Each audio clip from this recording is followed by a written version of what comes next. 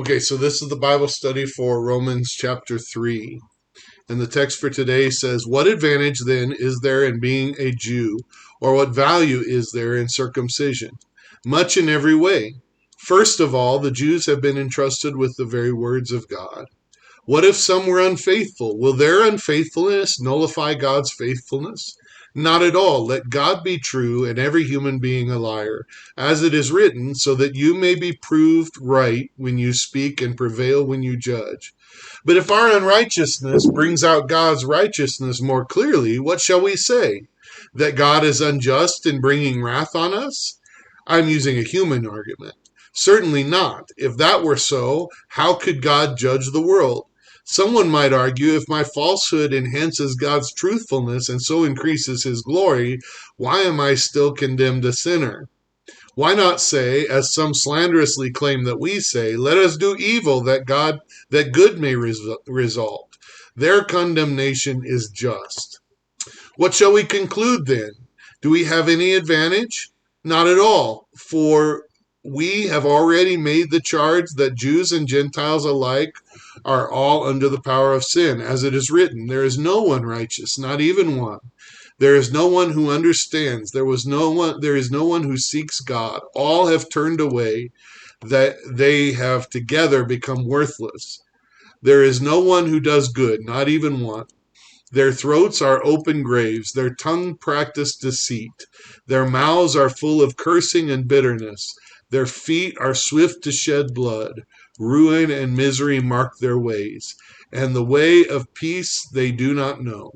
There is no fear of God before their eyes.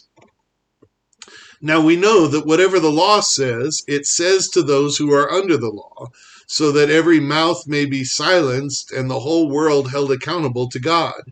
Therefore, no one will be declared righteous in God's sight by the works of the law.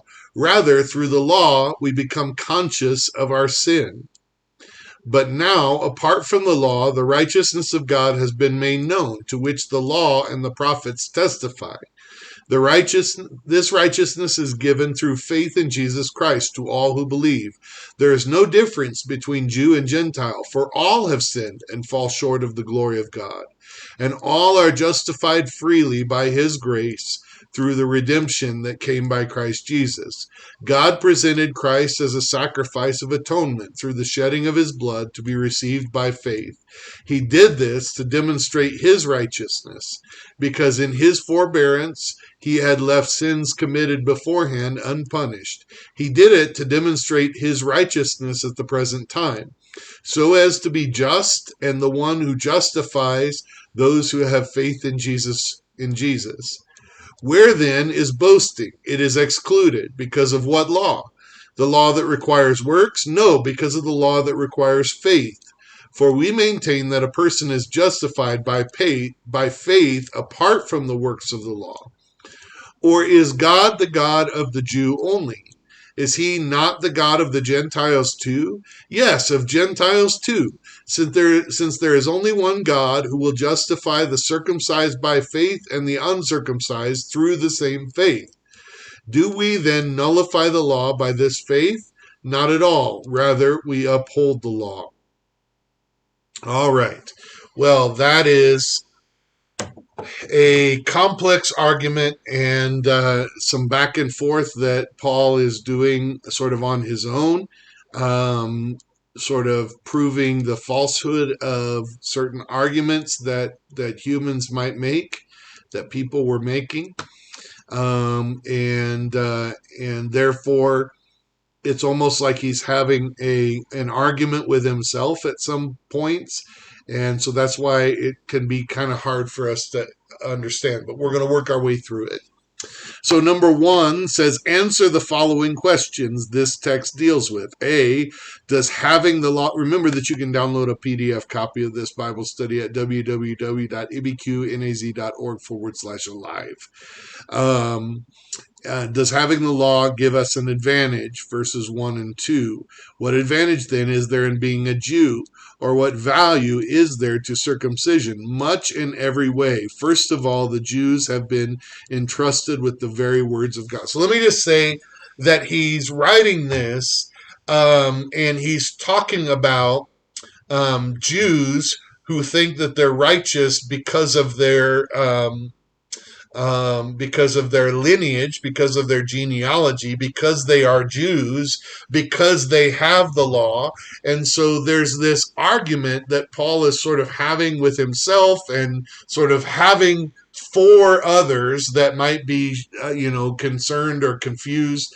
And he's talking about, okay, so what does it mean to be a Jew? What is the impact of being a Jew? Is if being a Jew, if everybody's saved by grace through faith and nobody from the law, then the Jews have no advantage, right? So that's where he's at here. He says, what advantage is there to being a Jew, and what value in circumcision? Because if we're all on the same page in terms of how we obtain salvation, then all of a sudden that advantage as God's chosen people that the Jews have always sort of enjoyed is gone. So he's sort of dealing with that issue first, and and uh, he says, so is there no advantage to being a Jew? He says there is, much in every way. We have the very words of God, and I would argue that the same argument could be made today for those who have been raised in the church and have received the teachings of God, of Christ, and you know um, we are not saved because our parents were Christians. We are not saved because we grew up in church and went to VBS and whatever else. Somebody who was not raised in church, who was unchurched, and doesn't know anything about God, has equal access to salvation. And somebody like me who grew up in the church does not have special preference. But then the question is, okay, so then we're on equal footing. So I've lost my privilege, if you will, which is something we're commonly discussing in our modern age. And people don't like to lose their privilege, do they? And so Paul says, no, there's great advantage in being a Jew. You had a head start. You had the words of God. That is your privilege. That you had something from the beginning to guide you, whereas somebody else didn't get that.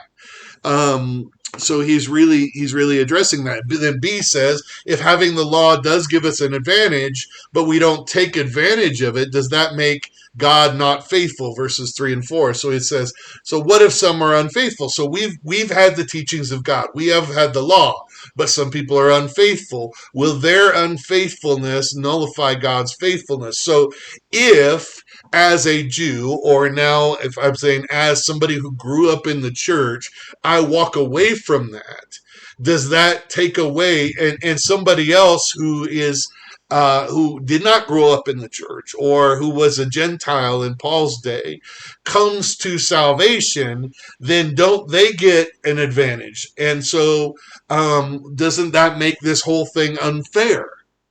Um, and what happened to this? So that's what he's dealing with now. So he says, what if some are unfaithful? Will their unfaithfulness, so does the fact that some people who had an advantage did not use that advantage to have relationship with God, but instead walked away and became unfaithful, does that mean that God isn't fair, and God's faithfulness is not true, or it's nullified? He says, not at all.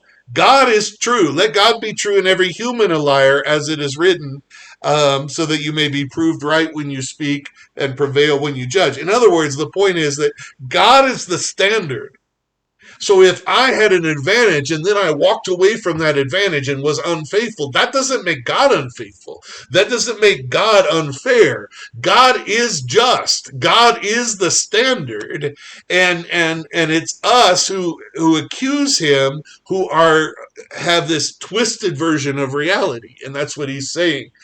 And so people that say, well, yeah, but if somebody's saved and they didn't have the law and they came and they were saved, and then I had this advantage. Well, that was your choice. You walked away from that. You were unfaithful. That doesn't make God unfair. Uh, C says, if God can even use situations where we have been unfaithful to bring glory to God, glory to Himself, does that make it good for us to be unfaithful? So this is what he deals with next. He says, but okay, it's unfair. I had the advantage, but I walked away. But hey, my unrighteousness brings out God's. It shows God to be righteous. So isn't my unrighteousness good? So I heard when I first came to Christ, I heard this. I heard somebody say, well, I think God likes it when we sin because then he can help us grow and he can correct us and he can get involved. And that's foolishness. So he's saying, I'm using a human argument. He's saying this is a ridiculous argument. Um, for us, for our injustice or unrighteousness, for us to not be right, and that brings out God's righteousness, for him then to be wrong for punishing us for our unrighteousness, because didn't our unrighteousness bring about something good because it showed his righteousness? That's ridiculous. That's foolishness. That is a human argument, and it seems logical to us, but it completely misses the purpose. God's not looking to be shown right, proved right at all costs. That's a human thing that we like to do. We like to be proved right, even if it takes something terrible to prove us right. That's not what God's looking for. God doesn't need us to show our nonsense in order for him to be shown right. And so if you think he needs you to do that, then your human argument, I guess, makes sense. But he doesn't need that. He is right. He is right, and he is shown righteous when you're unrighteous. That's true. He is shown just when you're unjust. That's true. But that doesn't make your unrighteousness good. That is not true. That is a flawed argument. D says, if we have the law, does that make us better then? In verse 9. What shall we conclude then? Do we have any advantage? Not at all. Isn't that funny? Because the very first question in verse 1 says, so what advantage is there of being a Jew? Much in every way. And then in verse 9, he says, what should we conclude then? Do we have any advantage? Not at all. So is it advantageous for us to have the words of God when other people don't? Absolutely. Does that give us a leg up in terms of salvation? Well, in some ways it does, because we had the message. But by the way, he also called us to take the message to the world. So in the end, do we have special access to God that people who didn't have the law or didn't have the teachings of God don't have? No. Everybody has equal access to righteousness and salvation. The advantage that we had is we had the word of God delivering it, and there's some people that didn't grow up with that didn't have that from birth. And so we had an advantage by having that taught to us, but we can just as easily walk away, and they can just as easily come. And this gets into Paul's discussion of engrafted branches, right? Where he talks about they can be grafted in, they can be just as easily cut off, and those who were natural branches regrafted in. And so it still comes down to choice in the end, and whether we choose to have right relationship with God, whether we choose to follow him. Number 2 says, why do these questions need to be dealt with? A, legalism is easy. Faith makes everything more difficult. And in some ways, this is true. Legalism, it's not easy for us to live up to the law. And that's why those who have tried have generally failed. But legalism is easier for us to process. Faith and trust in a living God is difficult. And so people keep coming back to the law. People keep coming, and by the way, everybody wants to feel like they have special access. And so and so the Jews felt that way. I think sometimes the church gets into that holy huddle mentality and feels like they have special access and are privileged above those outside the church. And God is showing his heart through these words of Paul that he wants everybody to be saved. And by the way, he's provided for everybody to be saved. And those of us who have the word of God now are not don't have sort of a backstage pass here. We all get the same access. B, apart from actual relationship with Jesus Christ, taking away the authority of the law makes things a free for all. So he's really trying to teach not a free for all, but relationship with Jesus Christ. So he gets down into this as we move on with this text and really talks about this righteousness that comes by faith. C, if our hearts are wrong, then we naturally think that because God's grace increases when the sin increases, that means sin is good. However, anyone who understands the severity of sin and how it breaks the heart of God would never even begin to think that. And by the way, this is the same sort of back and forth that we see when we get to chapter 6, when he says, what shall we say then? And it matches up with verse 9 here. What shall we conclude then? He's having the same sort of discussion and logical reasoning. Should we go on sinning so that grace might increase? By no means. So he's continuing this thinking is that we have this tendency to have this logical thinking that takes us to an illogical place, or a place that we would never arrive at if we understood the heart of God, if we had relationship with God. Number 3 says, what do we all have in common regardless of background, according to verses 10 through 18? There is no one righteous, not even one. And basically that's the deal that we're reading through here.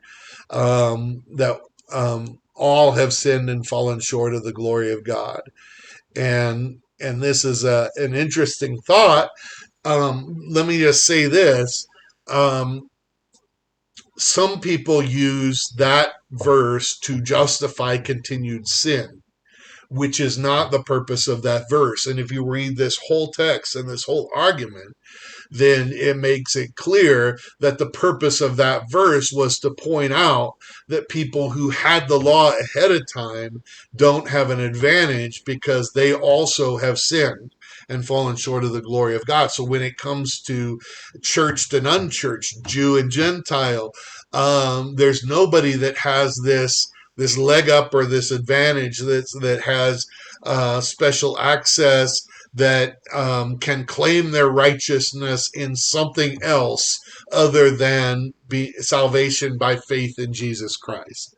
And so our common background is sin, whether that sin is by a person who had the law, was in church, knew what they should do and didn't do it, or whether that sin was by somebody that didn't have access to that and started out behind, but nonetheless was in sin. Number 4 says, does this text mean that people cannot be righteous? According to verses 21 and 22, it says, but now apart from the law, the righteousness of God has been made known, to which the law and the prophets testify. This righteousness is given.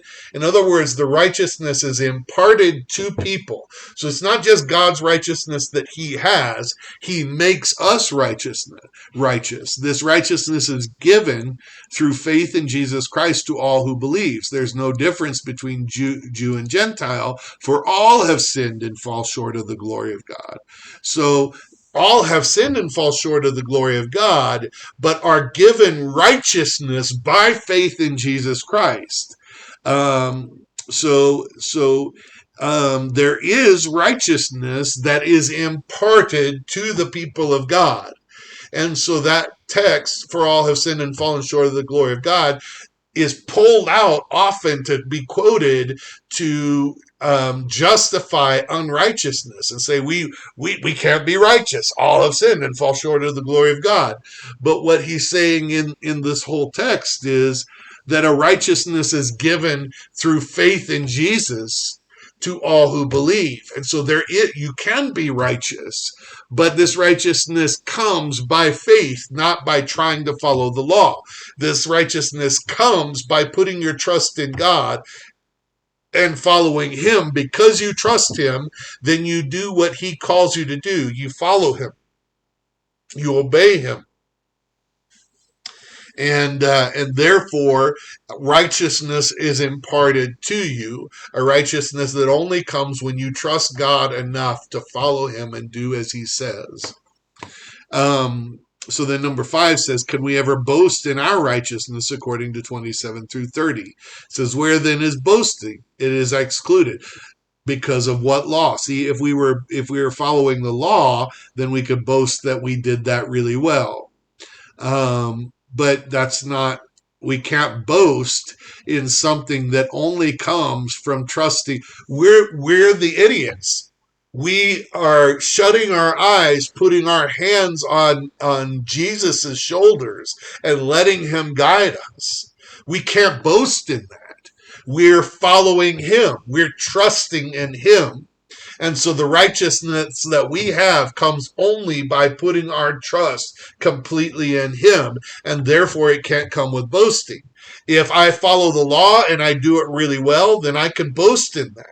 But if I walked around blindly, only following my master, how can I boast in that? That is all his. That is all. He gets the glory for that. I don't get the glory. I had my eyes closed. I was just following him. And so that's what righteousness looks like for the Christian. Not I did this and this and this and I did it really well, just like the law says. It's no, I close my eyes, I put my hands, whether we say I'm thinking about holding his shoulders and following behind, but whether I just held his hand and went where he led me, whatever it is, I'm going by faith, and he's the one that's taking me there. And that's the difference between this righteousness that comes by the law that we can boast in and a righteousness that comes by faith. Is I'm just going to close my eyes and do what God says. I'm just going to follow him. And I can't boast in it because I didn't come up with the path. I didn't even know what was happening most of the time. I was just doing what God said, following Christ. Number 6, has the law been done away with then, since we can't be righteous by it or boast in it, in following it, according to verse 31? He says, do we then nullify the law by this faith? Not at all, rather we uphold it. So in other words, if I follow the law really well, then I boast in it. If I close my eyes and follow Jesus, I can't boast in it. But does the law go away? No. Christ leads me in fulfillment of the law, and therefore we uphold it, we fulfill it. Christ fulfills it in us. And therefore the law doesn't go away, but also we don't focus on it to sort of follow it to a T. We focus on Christ and then are amazed at how he walked us through sort of the slalom field of life and led us through, and we missed all of the pitfalls and the holes that we could have fell in, all the stuff that could have happened to us. We missed it because we were following him, and we look back and we say, wow, look at the path that I walked, and missed all of those pitfalls the law was trying to warn me about. But I look back and see that I upheld it, that I followed it, but I didn't follow it. I followed him, and he led me through. And that's what it's really about. That's what really it looks like to live by faith in Jesus Christ. And it's really confusing to a lot of people because a lot of people can't imagine that you could do that.